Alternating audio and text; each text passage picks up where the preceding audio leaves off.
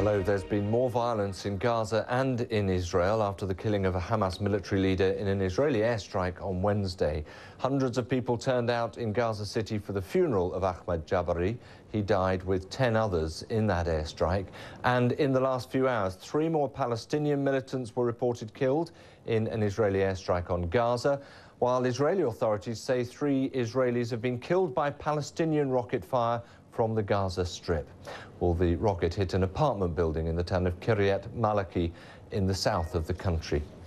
Israel's transport minister has warned that if the rocket fire from Gaza doesn't stop, Israel will target the Hamas leader Ismail Haniyeh. He said no Hamas leader was immune. And in fact, in the last half hour, the Hamas chief, Khaled Mashal, has been speaking in Sudan. And he said, "I call on our people in Gaza to conduct the battle and war against Israel in a clever and determined way." So that is the batting 2 and 4th of commentary. What's it been like in Gaza City itself? I'm joined now by Najla, who's in Gaza City. And Najla, you experienced the airstrikes yesterday and, of course, the continuing troubles. Tell us what it's been like from what you've seen and felt. Yes, hi. I live in Gaza City, and I mean, last night nobody could sleep. I could hardly sleep for 2 hours. I mean, literally continuous bombing and shelling from all types of military equipment, everything, especially by planes, by F-16s, drones, Apache, everything. It's been like every 5-10 minutes. So it's been really hard, very tough night, very busy night. Yeah, I mean, there are those who are attending the funeral of Mr. Jabari today. Nonetheless, what are people doing? Are they presumably keeping as far out of sight and out of harm as possible? I would imagine so. Definitely, yes. I mean, I don't know to what extent this round of escalation, to what extent it's going to go. I mean, from listening to the statements by the Israeli officials, it looks that they will be looking for more targets and more Hamas officials to assassinate. And I'm sure they are taking good care that this will not happen. Is that what you and your friends and your family are expecting, in fact, that this will get worse before it starts to get better?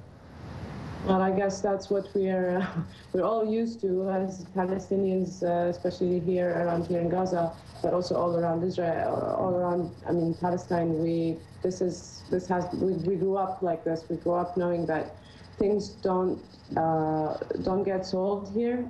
They just go into different phases, and especially the past years in Gaza, it calms down a bit and then it goes back to escalation and confrontation. So unfortunately, I do expect that it will get worse. I hope not. We are worried. We are very, very worried, especially speaking about the ground offensive. Right. Can I just ask you one other question, Najli? Obviously, the Israeli military and the authorities are making the point that they are trying to target those responsible for launching attacks into southern Israel. Can you give us any clear idea as to how targeted it feels that these airstrikes are, or random? How does it feel as someone living in Gaza?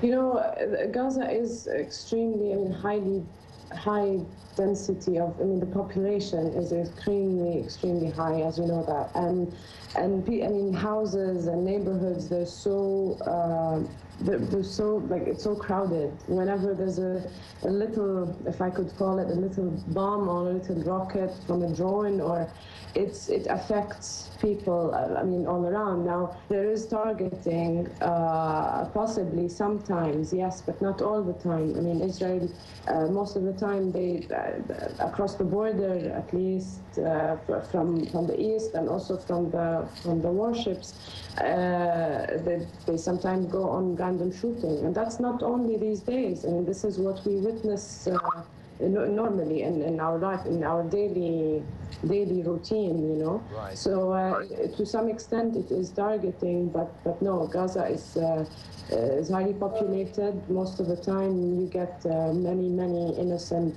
civilians who simply walk by or live in the same house or the same building, and it's not very straightforward, really. It's always affecting innocent people, and we saw that how many children were killed. I understand what you're saying. I'm sorry to cut you short there. We're getting one or two funny sounds coming out of the system there, but thank you very much indeed for giving us your very personal feeling as to what it is like in Gaza at the moment.